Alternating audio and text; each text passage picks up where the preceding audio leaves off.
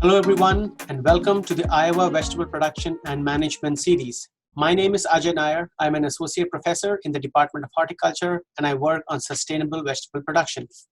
Befriend your cations. By cations, I mean calcium, magnesium, and potassium. These are the macronutrients that are essential for crop growth and development. So it's better in our own interest that we befriend them and make sure that we have the right amount of these nutrients in the soil.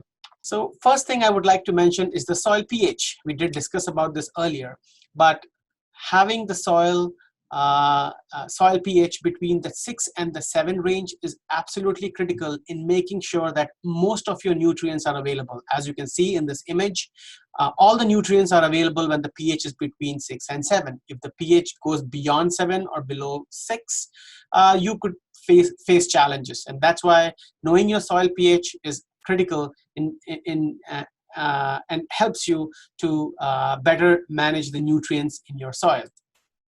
So our cations, I'll talk a little bit about them and show you some symptoms, deficiency symptoms, and also talk about how you manage them. Calcium is a highly immobile element in the plant. So that's why the symptoms of calcium deficiency in your plants would be first visible in the younger tissue, because the lower tissue is not able to send the calcium which is needed up in the plant. That's why it's highly immobile. Calcium is necessary for cell elongation, division, protein synthesis, root and leaf development, and plant vigor. So you can see kind of everything is covered here. So you better make sure that your plants get the right amount of calcium as they grow.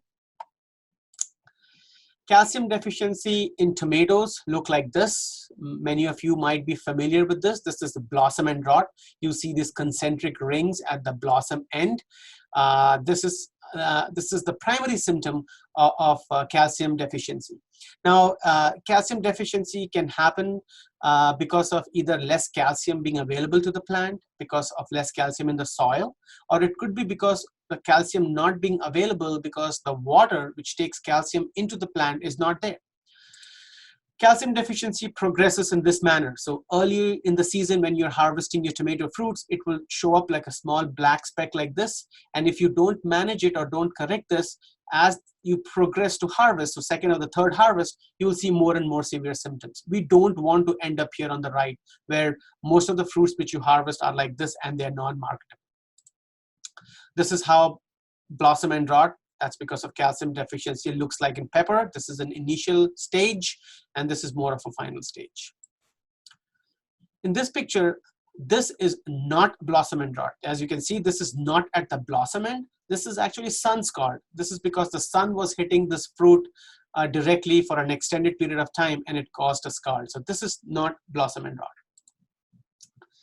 Blossom and rot was more, the pictures I showed you was more for tomatoes, peppers. What does calcium deficiency look like in leafy greens? So in this case, this is lettuce. And you can see the newly formed leaf. Again, calcium deficiency shows up in the younger leaves. You can see in the top here, there is crinkling and burning of the leaves. This is called the lettuce tip burn. And so this is a classic symptom of calcium deficiency. Calcium again, deficiency could happen just because there is not enough calcium in the soil, or there could be enough calcium, but that is not moving into the plant. Water is the main carrier of calcium. So when you water your plants, your tomatoes, your peppers, or leafy greens, make sure you don't follow this. This is like a, you can see y-axis soil moisture. When you water, the soil moisture goes up. You forget about it for 7-10 days, and you see that, oh, the soil is very dry. You again water, the soil moisture goes up and comes down. So this is like a trough and hill kind of a pattern. You don't want this. What you would like to have is something like this, where the soil moisture as the plants is almost drying down, you again water, the water goes up, and you don't have to water a lot at that time. So you're kind of smoothing the curve instead of having hills and troughs. This is the best way to manage water, and this will help to make sure that there is enough calcium available to the plant all the time. Calcium availability can also be affected by how the water is being spread. So in this picture, you see there are 2 drip emitters was being tested in this experiment. 12-inch emitter spacing on the left hand side, 8-inch emitter spacing on the right. So emitter spacing is the distance between the emitters on the drip tape. So if the emitter spacing is large, 12 inches, you can see the pattern. Whereas if it's 8 inches, you can see there's more uniform wetting of the bed. So oftentimes calcium deficiency, because of lack of movement of calcium or lack of water being available to the plant, can be rectified by making sure that you're watering correctly and all the plants, all the roots are properly getting the moisture. Irrigation or water availability to the plant and subsequently calcium can also depend on soil type. If you're on a sandy soil, if you run your drip irrigation, this is what the wetting pattern of the moisture is, or water is. If it's loam, it goes both horizontal and vertical. If it's clay, it goes even more, horizontal. So if it's a sandy soil, you might have to run your drip an extended period of time so there is enough water available. If it's clay soil, the soil itself will help to disperse the water. This is from my colleague Lewis Jett from West Virginia University. Lewis came up with this wonderful graph or picture here, where on the x-axis you have the weeks after transplanting. This is for tomatoes.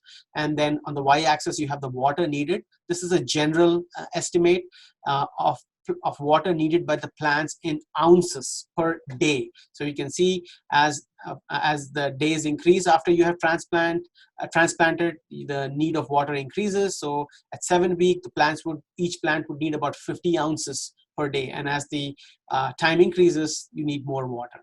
So this is a good idea or a generic estimation of how much water those plants would need. Next, we will talk about magnesium. As you can see, magnesium is highly mobile in plants, which means the deficiency symptom of magnesium will be first seen in the older leaves, not the younger leaves like calcium, but in the lower leaves.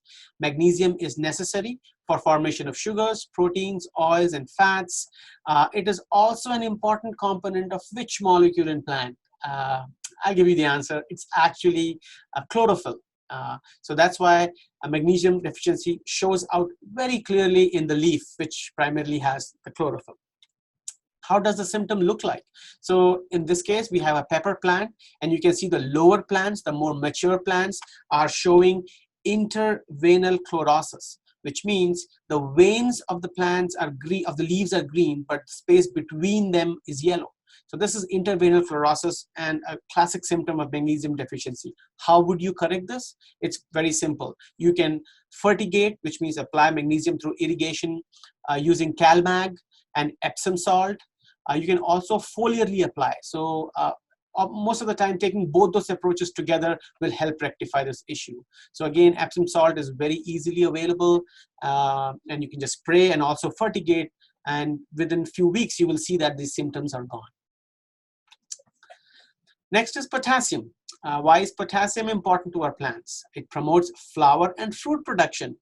There you go. Think of tomato, pepper, eggplant, anything that has fruit. Regulates transpiration by stomata and transport of assimilates, increases leaf area and chlorophyll content. So it's an integral part of the plant machinery, and so we want to make sure we have enough potassium available to our plants. What does the deficiency of potassium look like? These are tomato plants. As you can see, they are not coloring evenly. This is called the green shoulder or the yellow shoulder disorder. It's a physiological disorder. Heat has been implicated. High temperatures can cause yellow shoulder disorder, but also potassium. Uniform color development requires more potassium. So that's why, especially in the case of tomatoes, when you're harvesting second, third, or fourth harvest, if you start seeing yellow shoulder disorder, make sure you start applying potassium immediately. The best way is to mitigate this is to make sure there's enough potassium right from the get-go. But if you see these symptoms, you can still rectify. You will lose 1 or 2 harvests or some portion of your harvest to yellow shoulder disorder, but you can definitely correct that using potassium fertilizers. More on yellow shoulder disorder, this is how it starts. So if you see that early, catch it at that time and start applying potassium. And if you don't manage it, you will see more and more of your fruits becoming non-marketable. How does the symptom of potassium look like in leaves? This is a classic symptom. Scorching of the lower edges. You can see the outer edges here of the leaves are kind of scorched. This is a symptom of potassium. Also, potassium is mobile, so you will see the symptoms in the lower leaves, more mature leaves. What are some sources or forms of potassium that are available to our growers? This is easily available through your co-op: potassium chloride, potassium sulfate. You can get in bulk quantities, and you can apply this right at the time of planting. You don't have to split apply. If you can split apply, great. Apply half of the potassium in the beginning, pre-plant, and the remaining half could be applied through drip irrigation. If you don't have that capability, then you can apply all the potassium right in the beginning, just pre-plant. Potassium nitrate is a great fertilizer, which is preferred by most vegetables, which can be applied through drip irrigation. Potassium, calcium, and magnesium, now as we are befriending them, we need to make sure that we befriend them equally. If you have higher concentration of calcium and magnesium in the soil, you can see if there's only, if the door is the root of the plant, there's only so much space for potassium to compete with calcium and magnesium to go inside. That's why we do the soil test and we know what nutrients are needed in optimum levels. So we need to make sure these cations are in the optimum range. Another great resource which I would allude here is the Mulders Chart. This chart helps you to figure out what nutrients are antagonistic and synergistic to each other. The red sign, if the arrows are on both sides, the red color, they're antagonistic. So in the image before, calcium and potassium and magnesium, you can see more calcium and magnesium will impede the uptake of potassium. So Mulders Chart is a great resource and a fun thing to look at and learn about. So now you will understand why having a lot more of one nutrient affects the other nutrient. So in summary, regular soil sampling and testing is important to know what the nutrients are, what levels they have, and you can obviously refer to the Mulders Chart. Maintaining optimum fertility is important for plant growth, for fruit production, for fruit growth, and getting more high quality marketable fruits. And of course, timely and proper irrigation, because irrigation, as you saw, plays a critical role or vital role when it comes to calcium uptake. I hope you had a fun time learning and befriending your cations. Finally, I would like to thank all our partners, USDA, NIFA, IFVGA, IDALS, Practical Farmers of Iowa, North Central SARE, and the Leopold Center, who provide resources and support for us to do research and develop and design these videos. This is my email, nairajay@iastate.edu, my lab webpage. If you need more information on commercial vegetable production, feel free to go to that website, email me. On the website, there are resources in terms of YouTube videos, publications, newsletters, events, workshops. So hopefully you can find something useful there. With that, thank you very much for watching this video. Until next time, goodbye.